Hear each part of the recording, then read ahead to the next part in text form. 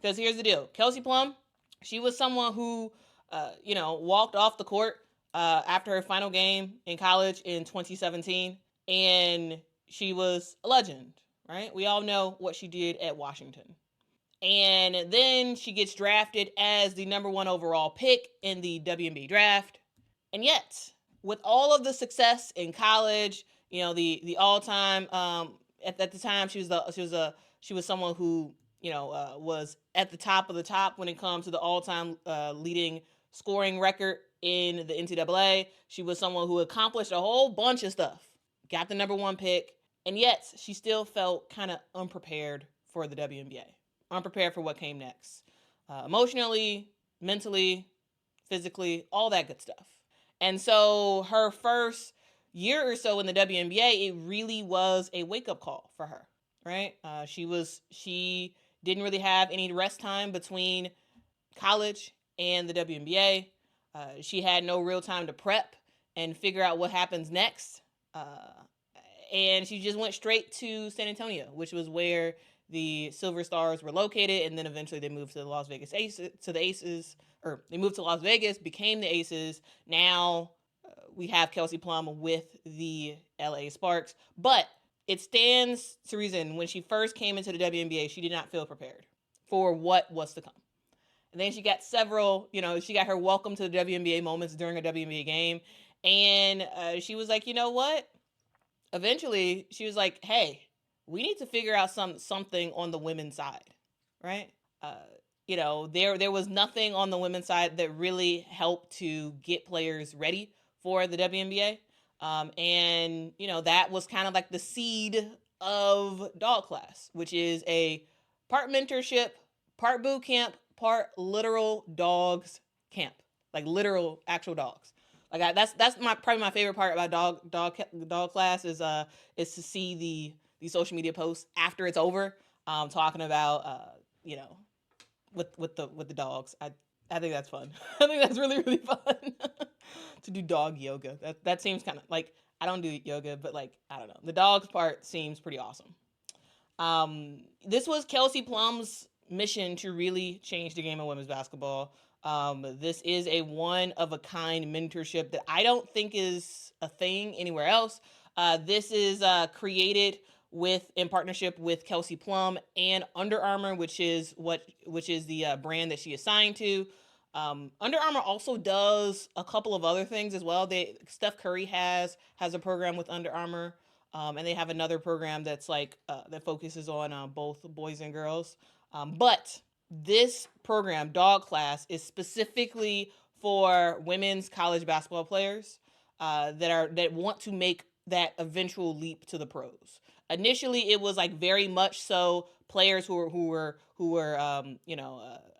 close to going to the WNBA. As we see now, there's way more freshmen that are included in Dawg Class. This is the 3rd year of Dawg Class. As I said, it's part mentorship, part boot camp, part really like actual dogs. It's an elite invite-only weekend that takes place, I believe, in Florida. And it's not just about hooping, right? It's not just about that. It's about becoming ready for the eventual next step. Each year, Kelsey Plum selects a couple of the top guards that she sees in the NCAA and leads them through a extensive program. It's a mix of on-court development with drills, footwork, scrimmages, game scenario breakdowns. Off the court, it's a focus on nutrition, financial literacy, media training, branding, et cetera, et cetera, et cetera. For the mental side of things, she at least initially she had a mental coach that came in. Dogs, like there's a whole bunch of stuff that she focuses on with these players. And she didn't start this thing to just flex and be like, oh, you know what, I got this awesome program, I have this great program that players can participate in, awesome me. No, she did it because she needed to give back. She wanted to give back to young players and sort of give them what she did not have. The WNBA is a you make it or you don't make it type of league. it is what it is. There is no real sympathy for players who make it to the WNBA but don't get to stay because they're not good enough or they're not ready or whatever. And this is Kelsey Plum's sort of attempt to try to level the playing field and give players a sort of leg up. All right. And so here's what she said. This is what she said actually in 2023, or not 2020. 2023 actually, when this first became a thing. She said, "I didn't have a ton of resources to understand what it takes to really become a good college player and then a really good pro player. It took me 4 or 5 years to figure that out, and I almost died in the process. I can help them bridge the gap so that they don't have to fail how I failed." As I said, it really is about giving back to these players. It gives them a space where they can be vulnerable, where they can ask questions that players coming into the WNBA eventually will need to know. Getting the answers that they need, building relationships. Like this is a really needed thing for women's basketball players, right? She also said this is a big gap. In the NBA, a massive conglomerate of people help these young men transition from high school to college, then to the pros. They're weaned on their way, and so many people and money are invested. They have nothing like that on the women's side at all, which is why she created Dawg Class. All right. This is all about players getting that dog in them, right? And that's what Kelsey Plum has, and she's trying to get other guards. Like this is not a thing for non-guards. This is specifically for guards. Tall and short alike. And Kelsey just wants to instill in them the mindset that like, hey, every hooper that walks in here, they're going to understand and be well prepared for the WNBA. Now this is just like a weekend. But it's still pretty awesome. There is that infrastructure on the men's side, but on the women's side, it just didn't really exist. Now it does for women guards. That now it does. For post players, I mean, you're out of luck. But but for guards, you have the opportunity to go to Dawg Class. Okay. And so, yeah, I just wanted to talk about that real quick. Dawg Class is slowly becoming like that camp that players really do want to get invited to. It is kind of like a stamp of approval, letting people know that, hey, you have arrived and you are here and ready for the next level. So, this past week, we saw Dawg Class happen. And I just want to walk through some of the players who are participating in the 2025 Dawg Class. And guys, as we go through this, if y'all could please do me a huge favor and hit that like button, that really does help the channel a lot. This is free. It's a free thing to do. Hit that like button. It costs you nothing, but I would greatly appreciate it. Guys, fun fact, guys, my birthday is this week, and we're gonna have a special birthday edition of the stream. But anyway, what do y'all think about what Kelsey Plum is doing? We're gonna go through the names of players who are participating in Dawg Class for 2020, who had participated in Dawg Class for 2025. Anyway, because every year, she picks a list of players to join her. And this 2025 roster, it was pretty stacked. It featured, national champions, All-Americans, future pros, of course, and a freshman group, y'all, that could give the WNBA a run for its money in just a couple of years. So let's break down the players who are who participated in Dawg Class. All right, and we start with KK Arnold, who is the dog that has returned, a double G that has returned. KK Arnold of UConn. Not only did she participate in Dawg Class, y'all, she was crowned the top dog. Okay, she was named the top dog of the entire camp. Not just for her game, but for her energy, her attitude, her leadership, all that good stuff. KK Arnold, I am a huge fan of. I think she has a very, very bright future. This year, she had a quieter of sorts sophomore year behind the play of AZ FUD and Kaylin Chen and whatnot. and of course Paige. And so she came into camp locked and loaded, and she did her thing. She's headed into her junior year at UConn, and she's going to have a fantastic year. Like we've seen KK rock out, and do amazing at UConn. And I think this camp may have lit an additional fuse for KK. Okay, she was somebody who was great. Here's what specifically Kelsey Plum said about KK. She said, "This person from start to finish was unbelievable. Attitude, energy, and the way she made an impact." Yes, KK. I love it. I love to see it. I'm a big fan of KK. I think she has a very bright future ahead of her. Like she doesn't do anything stupid, and she gives elite effort on offense and defense just about all the time. I absolutely love watching her play. Absolutely love it. Let's give KK a little bit more love. Steph Love says KK is definitely going to make some noise next season alongside AZ and Strong. I completely agree. And Georgia Amoore was participating in Dawg Class as well. This is the third time that she is in Dawg Class. It's only been around 3 times, and so far she's been in every single year. This was someone who played at Virginia Tech initially, then went to Kentucky. Now has been the 6th pick in the WNBA draft, heading to the Washington Mystics. And Georgia Amoore, she is obsessed with growth. She wants growth in her game. She's someone who is very undersized, but she is trying to make sure that she's not underprepared. And she has been participating in Kelsey Plum's Dawg Class, making sure that not just her game is good, but also her mindset, her overall approach.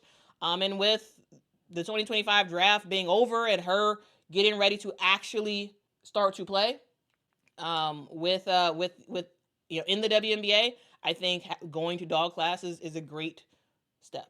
It is a great step. Okay. W. Bazil says, "Why is Amore in Dawg Class back in Dawg Class? Was she held back?" That's hilarious. But players can be welcomed back into Dawg Class. This is not like a one-time thing. There's a notable amount of freshmen who are in Dawg Class this year. We should expect them to be in Dawg Class for the next three years. Okay. This is one of those things where it's not like a one and done type of thing. If Kelsey Plum thinks you're really, really good and she wants to mentor you, she will invite you again and again and again and again. Okay. We also had Cheyenne Sellers from Maryland, the 17th pick in the WNBA draft, who participated in Dawg Class as well. And Cheyenne Sellers is great. We all know what she could do on the court, her leadership, her on the court offensive skills. One thing that she's just been dealing with is some knee issues, injuries, but she did participate in Dawg Class, and she's just trying to, do whatever she can to ensure not only does she, make a roster, which I think for sure is happening, but that she actually stays in a WNBA. Like that's why this Dawg Class is very, very important, because it really is supposed to help players not just make it, but stay when they make it. And we do have 2 players who were supposed to be involved in this, but could not end up making it. Both FUD and Tessa Johnson were invited. FUD, of course, from UConn. Tessa, of course, from South Carolina. They did not attend, but they were invited to Dawg Class. I just wanted to mention that. AZ was a part of the inaugural Dawg Class in 2023. And she was invited, but I believe she's on injury rehab or something like that, and so she was not able to participate. I'm not exactly sure why Tessa did not participate, but they were both invited. Okay, so that's something to note. Also, guys, we had a contingent of freshmen who I'm very excited about for the future. We got Jaloni Cambridge from Ohio State, who was one of the most electrifying freshmen in the country. She got quickness. She got handles. She got a little bit of everything. She showed flashes of brilliance for Ohio State, and I love the fact that she is in Dawg Class. We also have Mikayla Blakes from Vandy, and Vandy just got a little bit better. I'm just saying. Vandy is building something special, and Mikayla Blakes, in a lot of ways, is the cornerstone of what Shea Ralph is trying to build. She has a great frame. She has a great shot. She is someone who attacks the basket with a vengeance and has shown that in the SEC, she has that dog in her. Several elite games this past year for Mikayla Blakes. And again, I'm just so excited to continue to see the growth that she will have in her game. All right, next up we got Kaylee Heckel from USC. Well, now has transferred, but previously was with USC this past year. Heckel is another guard who I just really think has a lot of potential. She is someone who can be shifty at times. Someone who can knock down shots. She did transfer, so that's that. But she really does have a great future ahead. Of course, not as flashy as some of the other freshmen that participated in Dawg Class, but someone who does has a great basketball IQ and someone who will do well for years and years to come. We also have Silas Swords as the final freshman who participated in Dawg Class. Silas Swords, if y'all don't remember her, I don't know what's going on. She was fantastic. She plays at Michigan. She's a Canadian baller, and she is someone who is just a straight up dog.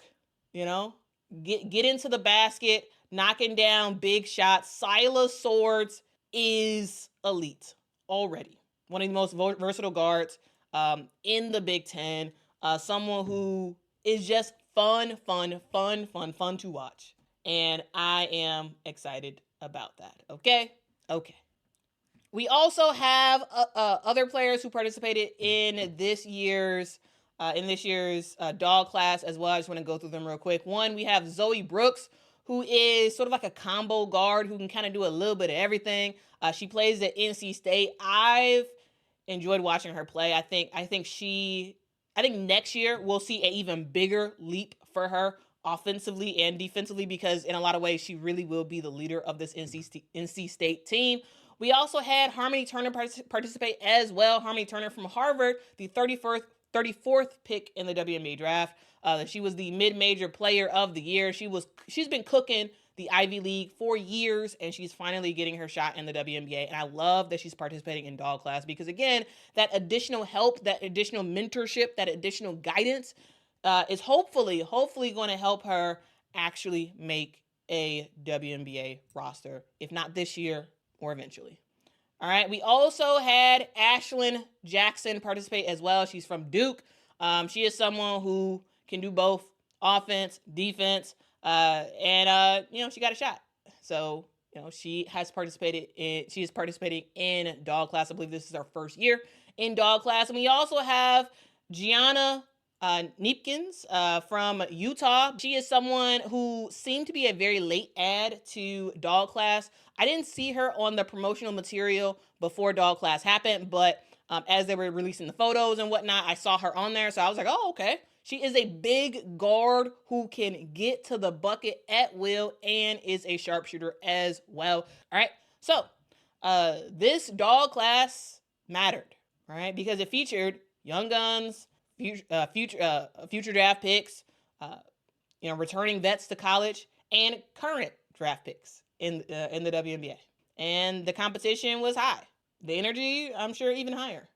And with all that, KK Arnold, as I said earlier, proves that she is not just vibes. She has proved that she is the top dog as well. This is where Dawg Class is where college guards learn how to thrive as pros, not just with the ball, but with everything that comes with it. Media, money, identity, pressure, all that stuff is why Dawg Class is so important. And I just love it. And that's why I wanted to specifically talk about it, because I don't see that many people talking about Dawg Class. Like I think for the future of the game, Dawg Class is crazy important. for these college players who participate in.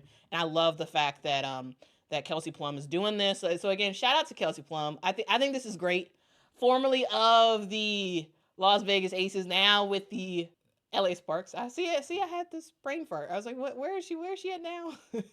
anyway, shout out to her for that.